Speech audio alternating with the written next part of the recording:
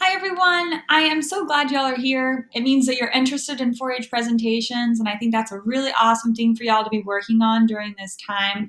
The title of this presentation is Kicking, Screaming, and 4-H Public Speaking, because a lot of people do go in kicking and screaming when they know that they have to speak in front of public. And I can be the same way, to be vulnerable with y'all. I get nervous every time I speak in public, and I'm nervous even when I'm recording videos like this. So I just want y'all to know that I am right there with you. 4-H presentations are an awesome way to get involved. When you're at home right now, you can pick a topic of anything that has piqued your interest and basically do a presentation on it. So I wanted to go through a little bit about what 4-H presentations are, and then at the end, go through a timeline on what that will look like going forward. And if you're interested, you can sign up, and I will be there the whole time to help you out through this process. So 4-H presentations are demonstrating how to do something or educating others on a topic that you're interested in. So last year we had a 4-H'er do a presentation on hurricane safety because we live in Dare County and she has lived through hurricanes before. So that's something that was personal to her and she wanted to share, and she did a wonderful job sharing it. You can present by yourself, or you can do a team, which is 2 individuals. If you do a team and you have 2 different age groups, your presentation will be in the higher of the 2 age groups. So why should you do a presentation? So as I said at the beginning, public speaking skills are so important. I do them every day in my job, and I honestly don't know anyone who doesn't have to face their fears and public speak. So it increases your self-confidence by doing this presentation, which is just a short little presentation. That gets you one step closer to just kind of mastering this skill and becoming a more confident public speaker. It increases your knowledge and interest of a specific topic. So if I am interested in entomology or insects and I want to know more about a specific beetle, I can do an entire presentation on that, and I can guarantee you by the end of the presentation, I'll know more than I did when I started. So in the long run, it will help you with communicating. Definitely other projects that you might be doing in school or homeschool. It's really good experience to put on your resume for college and then or post-secondary education. And then in your career, just like me right now, I'm utilizing my public speaking skills. So how do I get started? The timeline is kind of approaching through the summer. So at this point, you would basically just think of something that interests you, and you would narrow it down to a specific topic. And then you would research that topic, and I can help with the research process as well. You use credible information. That means it comes from a source that is trusted and is been proven accurate. So sometimes that is not Wikipedia, because anyone can edit Wikipedia. You write a speech, and then you prepare some type of visual aid to go along with your presentation. So in most cases, that is a poster or some type of visual laid out on a table, a PowerPoint, or like this video is actually a Prezi presentation. So like I said, most people choose posters. So what that usually looks like is you have a catchy title, it's decorated. These are some examples of posters that were done in the past. So Berry Good Bread is probably someone who was making some type of strawberry bread or blueberry bread. You make it look attractive, like I said before. Also on your poster, you're going to want to make sure that you have your name, your age, Dare County, and Northeast District somewhere on your poster. So your poster is a visual aid for the judges, but it will also help you during the presentation. It will kind of guide you through what you're going to be talking about, why the things you're talking about are important, and then the so what. So at the end of your presentation, you want them to either know something or you want them to be inspired to do something.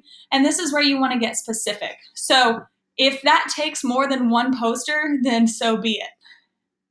Like I said, you can use another poster, so just make sure at the end of your presentation, you retell all the information. You say, thank you guys for listening to my presentation. We talked about X, Y, and Z, and I hope that you learned something today. Those are just the highlights, and then you thank the judges for listening to your presentation.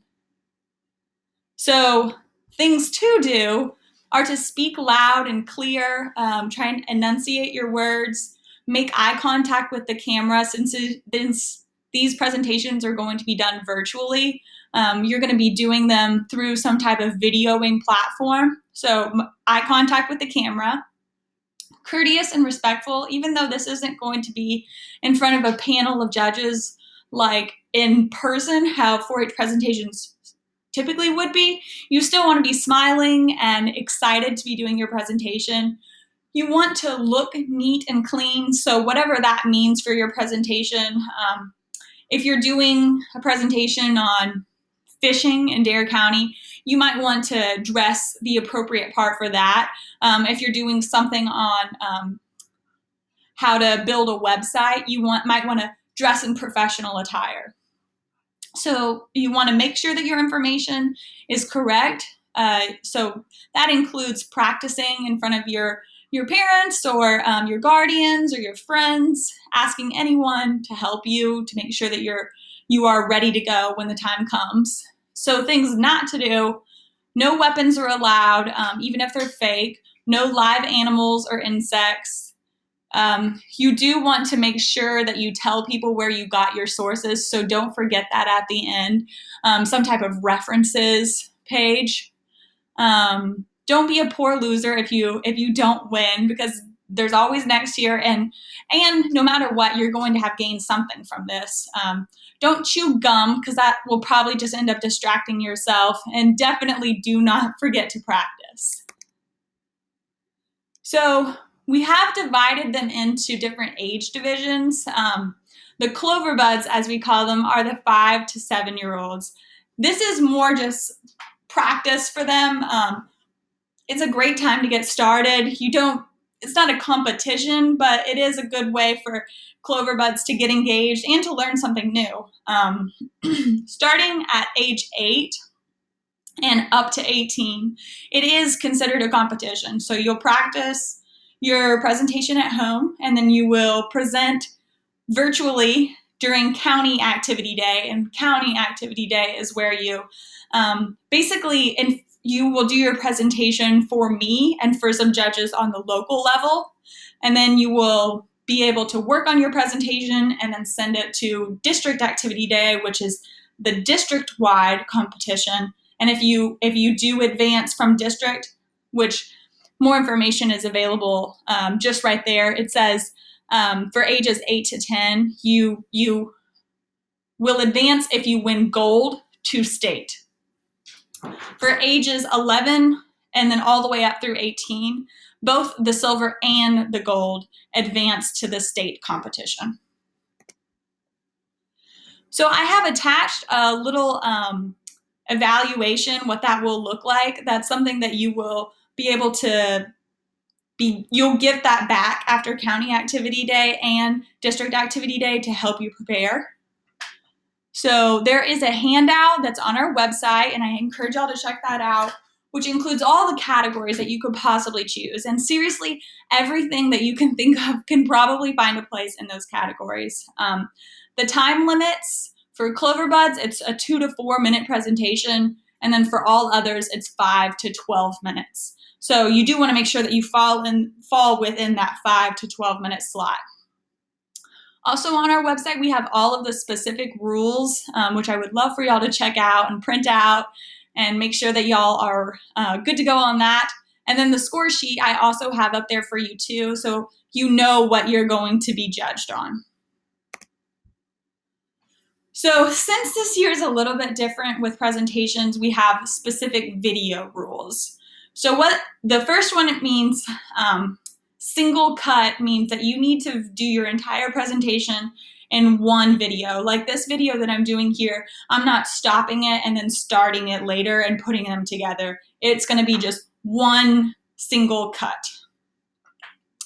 Judges must see the youth doing your presentation, so you can't be off the screen and just pointing at something. You actually need to be on the screen as well. If you're going to have teams, so if there's 2 people presenting, you need to use some type of software like Zoom so that y'all can both be on the screen at the same time. And I can help you through that process. All of this, anytime you have questions, I am here to kind of coach you through this. Videos cannot be bigger than 10 gigabytes. That's just because it can take a long time for things to send and upload. So that's something that we can work on towards the end. They must be in specific formats. They can't be links. So you can't just like send me a YouTube link to your video. I need to actually be able to download the full video myself. And then when the time comes for registration, or when the time comes for you to upload your video, you will put it straight into the Google registration, and then that will be available when the state sends it out. So you might be thinking like, why would I do this? What's in it for me? So one is for your own self-confidence. This is an awesome experience for you to grow in your personal development. There is possible scholarship money. I know that several of the 4-Hers that presented last year actually won on the district level and were able to use their scholarship money to help them at Congress.